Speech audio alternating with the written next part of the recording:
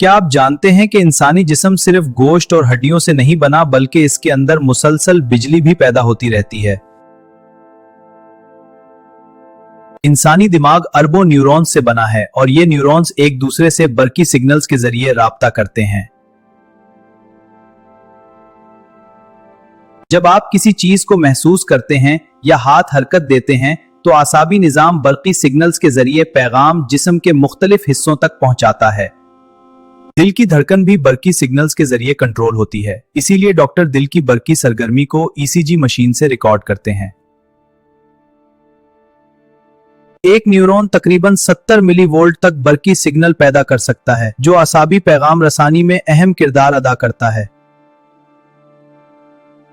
अगर पूरे दिमाग की बरकी सरगर्मी को जमा किया जाए तो यह तकरीबन 20 वाट के बल्ब के बराबर तवानाई पैदा कर सकती है। इंसानी जिस्म के खुलिये सोडियम और पोटेशियम जैसे आयंस की मदद से बरकी तवानाई पैदा करते हैं, जो आसाबी सिग्नल्स को मुमकिन बनाती है। जब दिमाग किसी पट्टे को हरकत देने का हुक्म देता है तो यह हुक्म बरकी सिग्नल की शक्ल में आसाब के जरिए सफर करता है। हकीकत यह है कि इंसानी जिस्म एक पेचीदा बरकी निजाम है जो हर लम्हा हजारों बरकी सिग्नल्स पैदा करता है।